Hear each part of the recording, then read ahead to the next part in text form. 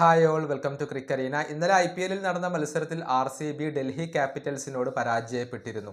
6 വിക്കറ്റിനാണ് ഡൽഹി ക്യാപിറ്റൽസ് അവരെ തോൽപ്പിച്ചിട്ടുള്ളത്. നമുക്കറിയാം RCBയുടെ ബാറ്റ്സ്മാൻമാർ മോശം പ്രകടനമാണ് നടത്തിയിട്ടുള്ളത്. മികച്ച ഒരു തുടക്കം ലഭിച്ചിട്ടും അത് മുതലെടുക്കാൻ RCBക്ക് സാധിക്കാതെ പോവുകയായിരുന്നു. 2 മത്സരങ്ങളാണ് ഈ സീസണിൽ RCB പരാജയപ്പെട്ടിട്ടുള്ളത്.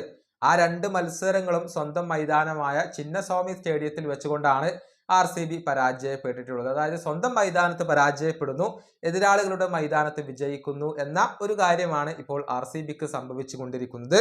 ഈ വിഷയത്തിൽ RCBയുടെ പരിശീലകന്മാരിൽ ഒരാളായ ദിനേശ് കാർത്തിക് തന്റെ പ്രതികരണം രേഖപ്പെടുത്തിയിട്ടുണ്ട്.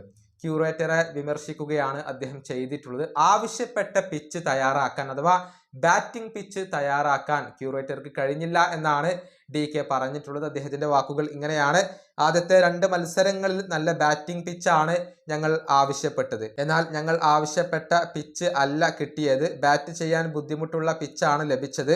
ഞങ്ങളെ കൊണ്ട് സാധ്യമായതെല്ലാം ഞങ്ങൾ ചെയ്തിരുന്നു. ക്യൂറേറ്ററുമായി ഞങ്ങൾ തീർച്ചയായും സംസാരിക്കും. അദ്ദേഹം തന്റെ ജോലി നല്ല രീതിയിൽ ചെയ്യുമെന്ന് ഞങ്ങൾ വിശ്വസിക്കുന്നു.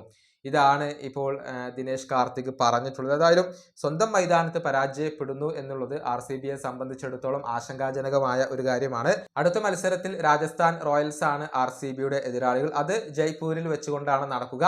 അതിനുശേഷം പഞ്ചാബ് കിങ്സിനെ RCB നേരിടുന്നുണ്ട്. ആ മത്സരം ചിന്നസ്വാമി സ്റ്റേഡിയത്തിൽ വെച്ചുകൊണ്ടാണ് അരങ്ങേറുക. ഈ വീഡിയോ അവസാനിപ്പിക്കുന്നു. അടുത്ത വീഡിയോയുമായി വീണ്ടും കാണാം.